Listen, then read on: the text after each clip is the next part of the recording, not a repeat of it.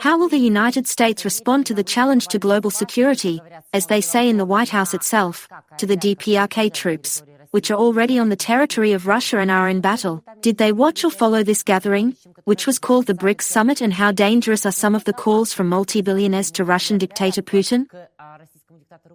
About all this and more, let's talk right now. Live YouTube channel 24. My name is Irina Uzlova, and with me there is Yuriy Rashkin, a public and political figure from the United States of America, as well as a member of the District Assembly of the District of Rock, Wisconsin. One of the most unique and at the same time exciting and fluctuating states. Yuriy, hello, I am sincerely glad to see you. Glory to Ukraine. Glory to the heroes. Irina, greetings. Yes, you're almost as purple as Wisconsin. Thank you in our honor. Yes, we have an incredible, there are just a few days left before the elections. The tension is growing. Let's discuss. And let's start with this. I thought so, because we will talk about Putin later. And how much is the increasingly fluctuating atmosphere now, restless or, on the contrary, somewhere pre-holiday? And who should be more nervous now, Trump, Harris, or all together, or it is not clear yet? The situation is such that we have either intimidated ourselves, or we are really in a crisis in which everything depends on which way people around me will go and vote. But people are starting to get a little nervous. Because we see the numbers, and the numbers show that despite Trump saying incredible things, including missing General Hitler and so on and so forth,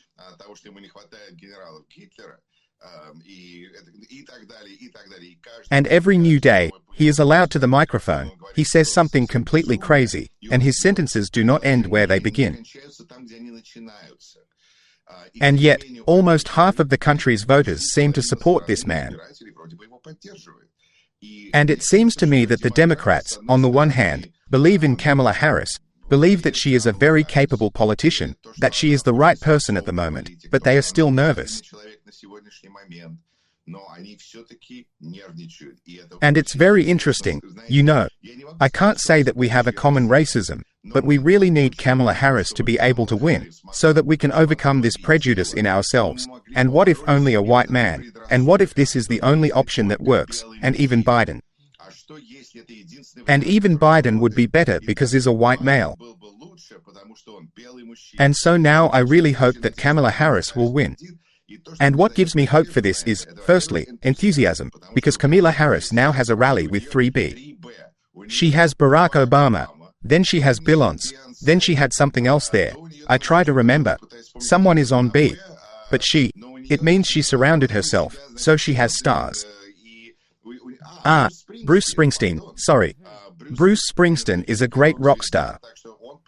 And now Kamala Harris is reviving rock music, it seems, in the United States, because her rallies are rock concerts with performances by different stars, and they are trying to excite people so that we rejoice, and the Democrats doubt because of critical thinking. And all the time this doubt, and the fact that there are few days left. And at the same time, the Republicans, who are, so to speak, what Dunning-Kruger calls arrogant idiots, they have the feeling that everything is going great, so they are confident of victory. And I get a little nervous when I think about what they're going to think when it turns out they've lost. Because, look at the energy at the Trump rally. When he arrived at the rally yesterday in Michigan, people stood in the cold for 3 hours and waited for this creature. It repels people. People will just, I don't know, 1 million people did not survive COVID, did not survive this miracle. But, in general, Trump's situation, how to say, on the one hand, is terrible, and on the other hand, we remember how in 2016, the last days before the elections, he rushed around the country alone. No one was with him, everyone supported Hillary, and then he won once.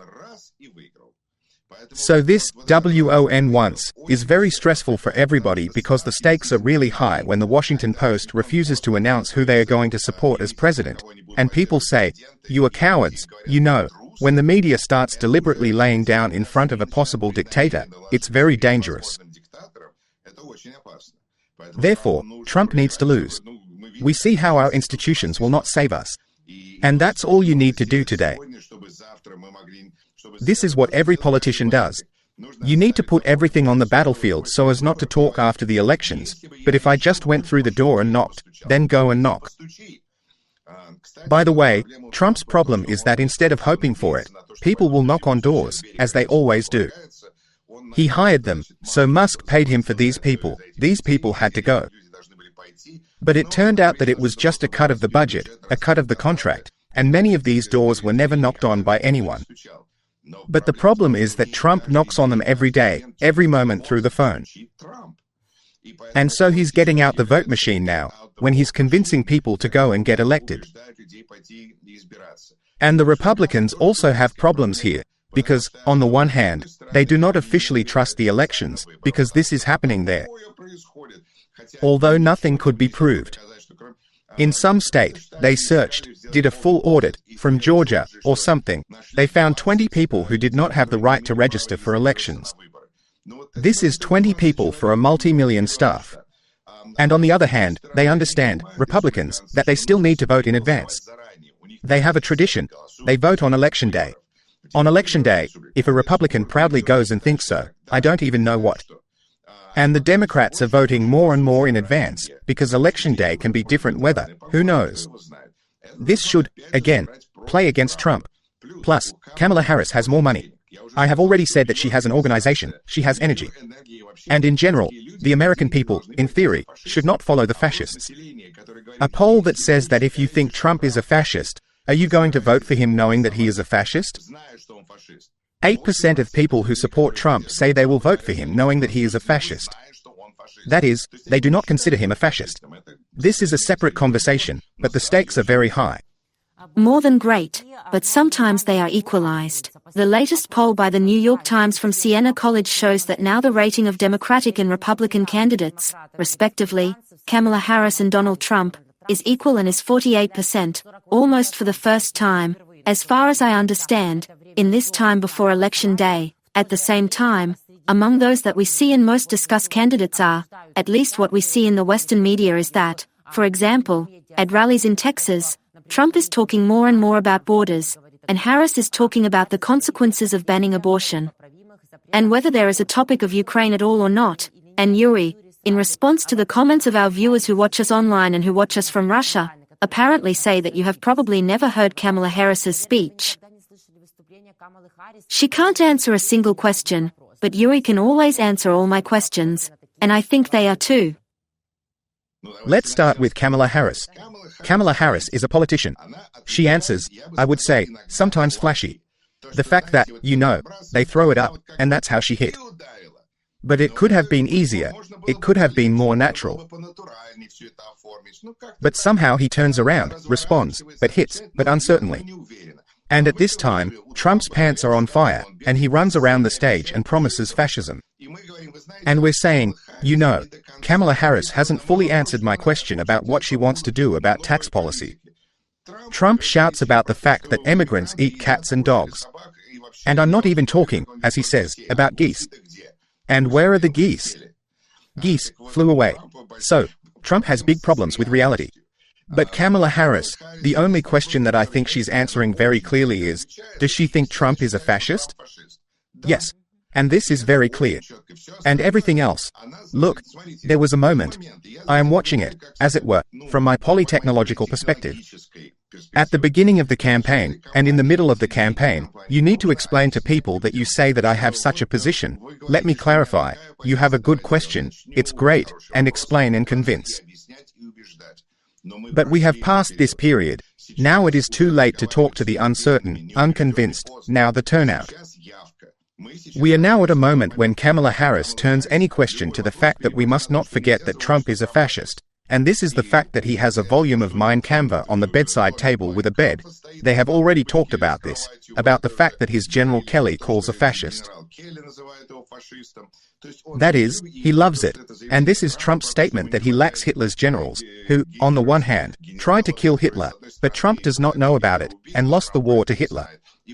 But he doesn't know that either, because he never remembers who our people were here.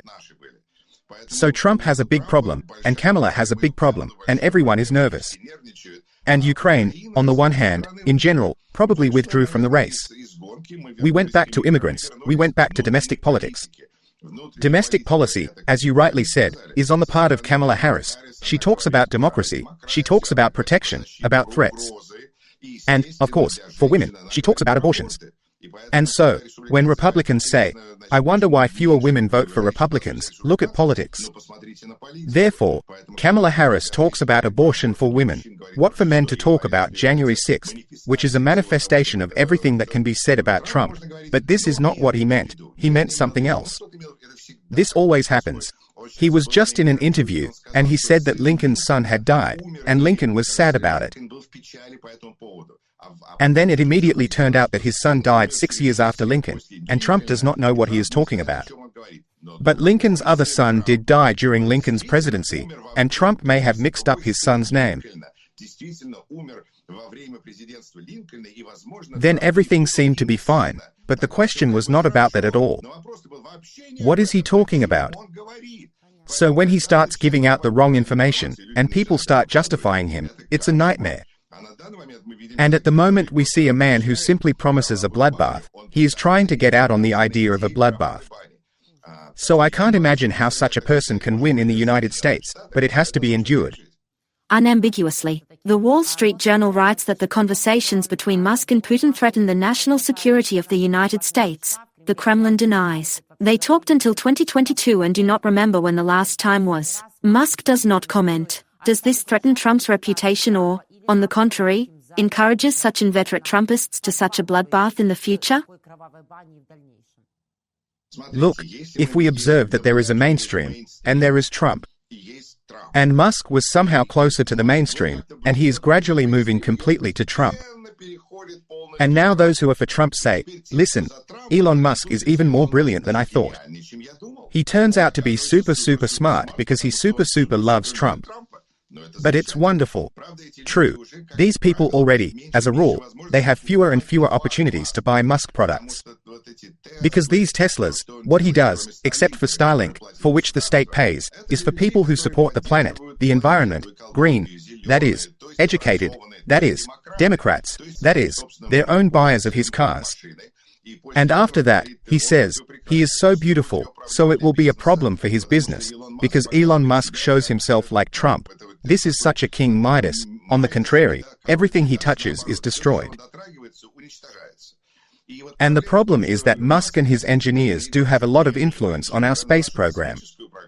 And it seems to me that when Musk says that if Kamala Harris is elected, I'm fucked, it's not a fact, but that he's going to have a bad time under Kamala Harris, then on the one hand, what is he talking about?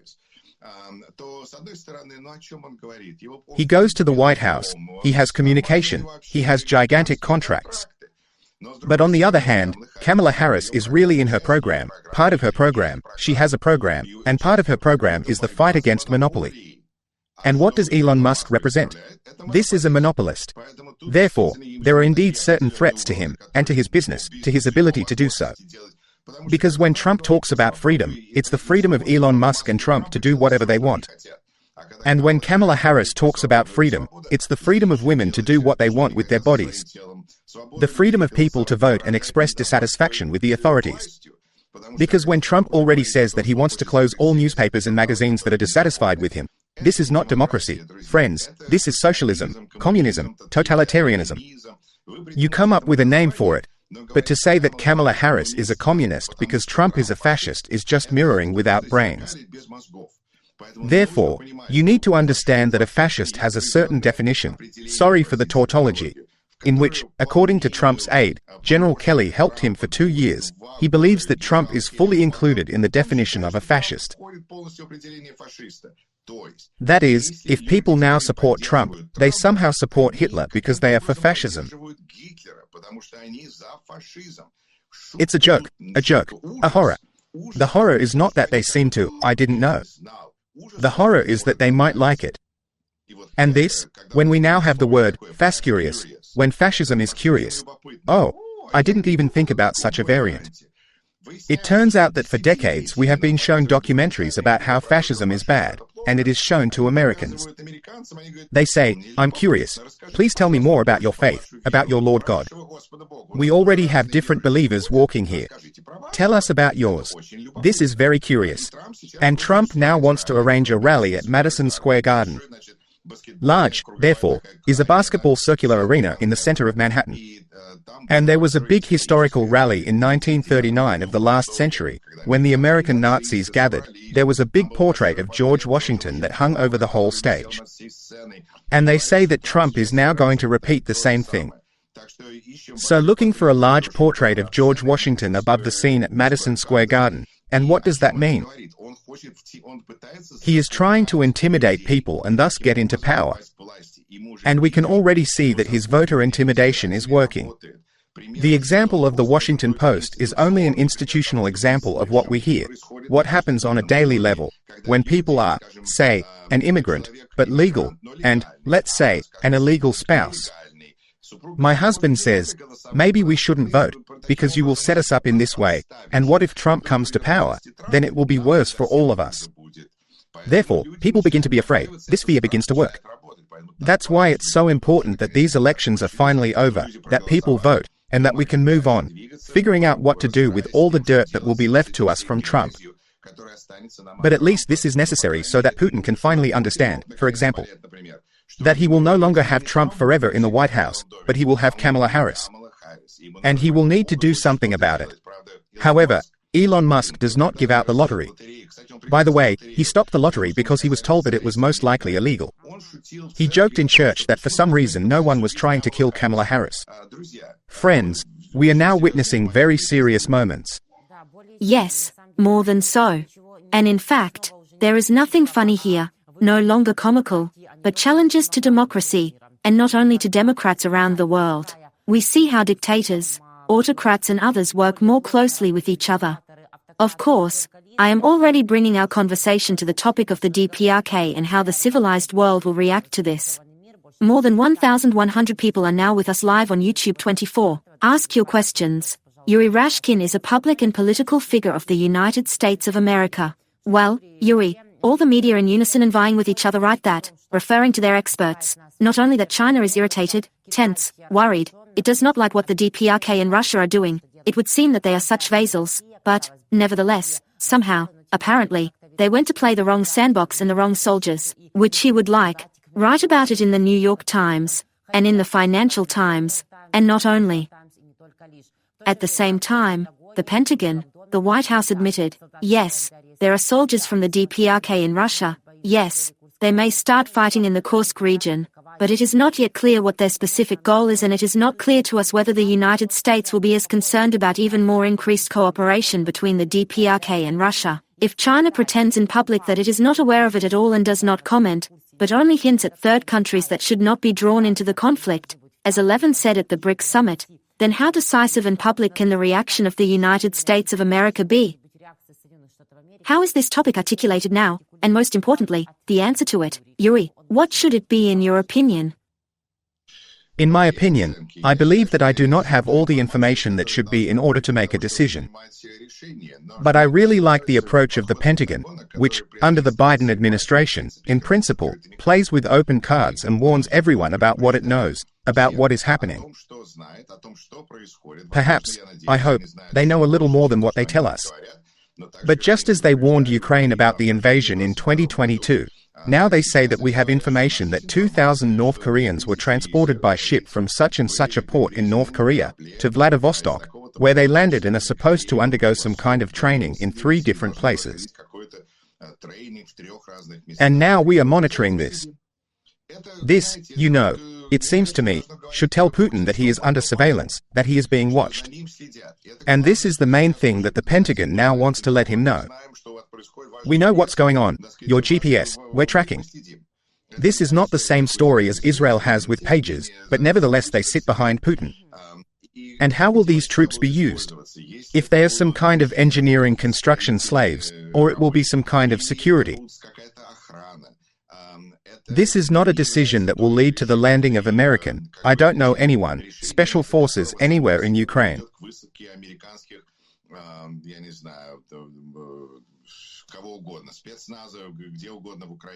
Because so far, these North Koreans are A, in Russia in general, and B, there are few of them, and C, they are very far away. And if they get closer, and they get into battle, then, sorry, now the last figure of the Pentagon is destroyed from 1,200 to 1,500 per day. And if 2,000 Koreans come, is it a joke? Is it for one day? But for 2 days? What's it? Therefore, this is not a solution. But if the North Korean leader has now decided to sell his own to Putin, this means that Putin will have to give something to North Korea for this. And this suggests that Korea has decided to enter this conflict, and now all the strikes on the Koreans are no problem. And at the same time, by the way, South Korea immediately joins in, because where there is North Korea, there is South Korea. This means that South Korea is now likely to support Ukraine much more. I hope that southern Ukraine will support Ukraine more than North Korea will support Russia, because 2,000 Koreans is not that much, and South Korea can do a lot to help Ukraine. Thus, it can also lead them. Yes, there are different aspects here, but it seems to me that in the end the Pentagon sees, the Pentagon is watching, and the Pentagon will make the next decisions, and so far what does it say? How can I tell you? As for China, it is still necessary to mention China. From the Pentagon's point of view, they clearly believe that this is the opposite of what China claims. So, they seem to be hinting to them that, look what is happening here. It seems as if China did not know, and now they have been notified by the Pentagon. Do you know that your two vassals, while you are dealing with your Chinese problems there, your vassal 1 and vassal 2 decided to attack Ukraine together? Are you satisfied with this? Because you have an economy here that's being blown away like that. Do you want this Chinese economy to deflate completely? Because these are contracts. We, the United States, are already returning our factories back either to the United States, or transferring them to friendly Vietnam and so on. Therefore, China, this brings to their attention that if they do not come to their senses, and these 2,000 North Koreans become 10,000, then there will be consequences that China does not need. Therefore, there is also such a hope that China can reign in North Korea, or at least now we know that Russia, North Korea, China, everything is in plain sight. Everything, therefore, parts for The Hague, everything is going together. Moreover, the New York Times writes that by the 28th of October, Russia may accumulate 5,000 elite soldiers of the DPRK on the territory of the Kursk region. They are now moving, and indeed, where there are 5, there are 12, as our intelligence reported, in general, could now be on the territory of Russia, and South Korean intelligence reported this. There may be 120,000. Where there is China, there is North Korea. Where there are threats, there is South Korea and Ukraine. We hope. There is also South Korea. There is the United States of America, which is also a reliable shoulder of South Korea in the region. But North Korea is helping Russia for a reason, but may be testing its troops for further escalation in that region. To the extent that our Center for Countering Disinformation is also talking, and taking into account this possibility that North Korea is actually preparing to go much further than the Kursk region, and now about the constant opportunities and threats of escalation from North Korea for South Korea. I think this is a very serious threat that is perceived by both the United States and South Korea in the first place. When North Korea blows up the roads that lead to the border, it certainly sends signals. It says a lot. But at the same time, the war between North and South Korea is relatively cold at the moment, and the war in Ukraine is very, very hot. And the fact that North Korea is now ready for its troops to participate in a combat conflict, which means that even if they survive, they are gaining important combat experience, which now they will have, that real combat experience. This suggests that this is important for a dictator, and it speaks to a certain next stage when we discuss the next ATACMS, the next distances, the next stages. When North Koreans find themselves in Ukraine, this is the next step down. And you know, I had a feeling that Putin would not stop until the whole country had turned through this meat grinder. But I did not expect that he would turn both North Korea and Iran through this meat grinder in the same way. Everyone will pay for Putin's decision to invade Ukraine. The head of the Intelligence Committee of the U.S. House of Representatives, Republican Michael Turner, believes that if the military from North Korea enters the Russian-Ukrainian war fully, then the United States should consider the possibility of direct military action. And what does he mean, and can the DPRK military really become a direct military legitimate target not only for us, but possibly for our allies as well? You know, I hear hope here, a timid hope from a Republican, to show that the Republican Party has a conscience, a sense of responsibility, an understanding that the United States is the leader in this world. But I'd like to hear this congressman tell his own voters about this, because his own voters think Ukraine is a very suspicious country because there's so much corruption, and they're attacking Trump all the time. So I think Congressman Turner would quietly keep silent to himself. He will sit longer as the head of this committee. Although there are forecasts, it is expected that he will cease to be the head of this committee, because the Republicans will lose their majority in the House of Representatives, expected, but perhaps they will take over the Senate, which, by the way, is another problem and a separate conversation.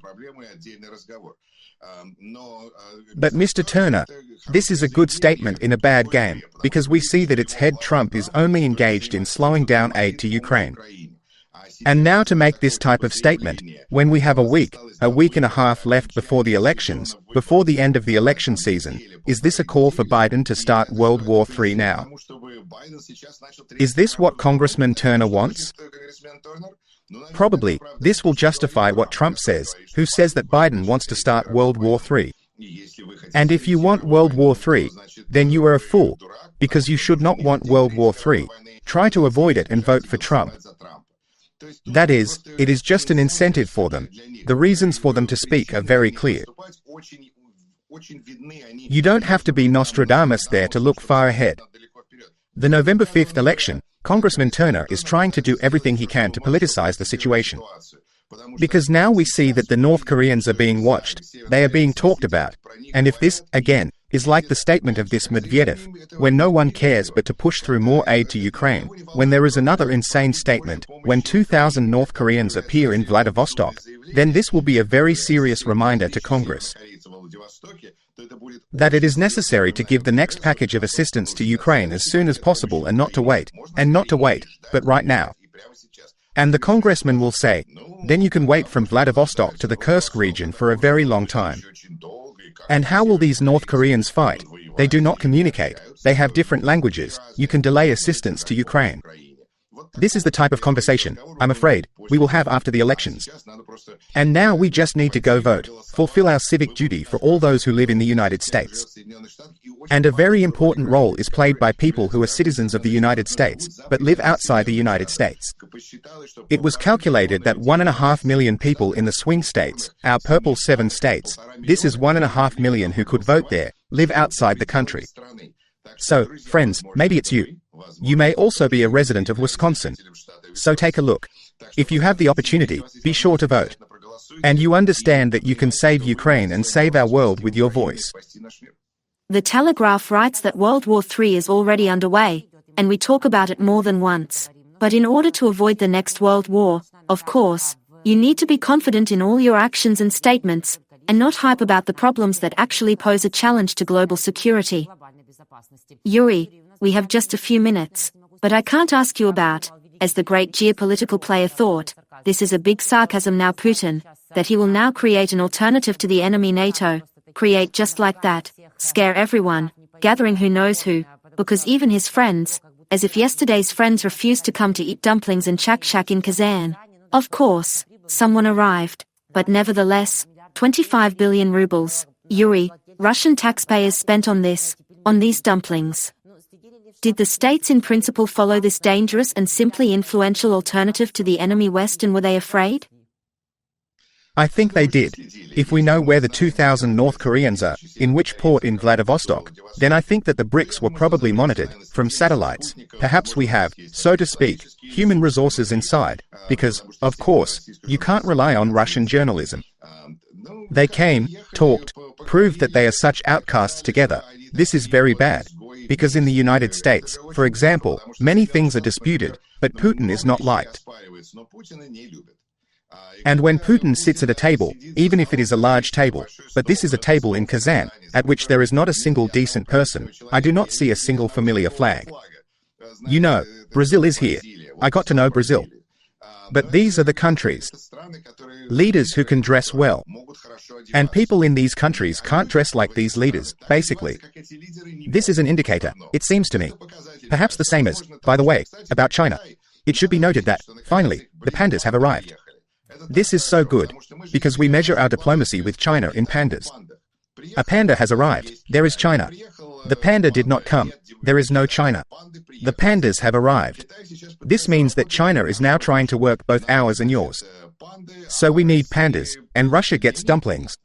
So all these countries that have gathered, you can sit and discuss it, and it's sad to watch. For example, Mr. Pashinyan. It's funny to watch the character of Lavrov, who, according to Bob Woodward's book, had no idea that Putin was going to invade Ukraine. These are all, such characters about whom we know a lot, and not much good. Unambiguously. And I also can't help but ask, of course, that Lloyd Austin, the U.S. Secretary of Defense, was in Ukraine on an unannounced visit, was also in the Vatican, where he said that any war, like the war in Ukraine, ends at the negotiating table, but only on Ukraine's terms. In fact, Yuri, how relevant is the issue of the negotiation track in the current White House administration, do you think? And will there really not be, at least until January next year? We still do not know the exact outcome of the elections on the 5th. There will be no pressure on us so that the negotiation process is not on our terms or behind our backs? Look, Irina, you are citing very interesting factors together, because we are really witnessing negotiations on the one hand, eternal negotiations. What about the negotiations now? But at the same time, the understanding that in the end even the Russian surrender will be signed at the negotiating table. I like it. Yes, on the other hand, Biden has now seriously raised, it's called a surge. A surge is when an increase in aid, an increase in troops, an increase in anything. Water can surge during a hurricane. And that's what the United States did in Iraq, when we decided to fight the guerrilla movement, and we did a surge there. We flooded there with troops, money, weapons and fought for several years. And now this is what the Biden administration is announcing as part of the fact that they have taken frozen Russian money, using it in order to help Ukraine, as part of the fact that we are monitoring the DPRK. This is part of the fact that now it is urgently necessary to transfer to Ukraine a lot of money, a lot of weapons, a lot of everything. This is an interesting point, because not necessarily at the time of year even when it would be expected. But this is happening right now, just before the elections, when there are 3 months left until the end of Biden's term, and we do not know who will be president. But this is a decision that speaks of a certain, it seems to me, confidence that Ukraine must win. And now this is another coin in this piggy bank of Ukrainian victory. And at some point, there will be enough on the scales for Putin to sit down at the negotiating table. And, perhaps, now the surge that is being done, there is a powerful level of support, and if at the same time Trump also loses. Look at Putin's situation. On the one hand, Ukraine is flooded with weapons, and on the other, Trump is not in the White House. What to do now? I have to think about it. I really doubt that this war will end with Putin alive. But maybe someone will kill him. Finally, if Trump loses the election and Ukraine looks even stronger on the battlefield, I think at that moment we will just lose Putin. Finally. This is just one of the most beautiful forecasts that I have heard in recent days, as well as analyzers. Yuri, thank you very much. This is a special award, Irina, for those who watched the entire broadcast. By the way, cunning, however, friends, when you watch us, this will also be such a pleasant surprise for you and the cherry on this cake. Thank you very much, Yuri. Almost 2,000 people spent these half an hour with us. Yuri, thank you, see you and also in our new formats, soon, while we keep the intrigue. All the best, take care of yourself, have a good day. Thank you, Yuri. Yuriy Rashkin, a public and political figure from the United States, as well as a deputy of the District Assembly of Rock County, Wisconsin, was together with Irina Uzlova. Thank you. Like, please, leave your comments and subscribe to YouTube Rashkin Report, an active direct link. There are even more interviews about American politics and about the issues of the Russian-Ukrainian war. And subscribe to YouTube 24 too. Take care of yourself, believe in Ukraine, see you and win.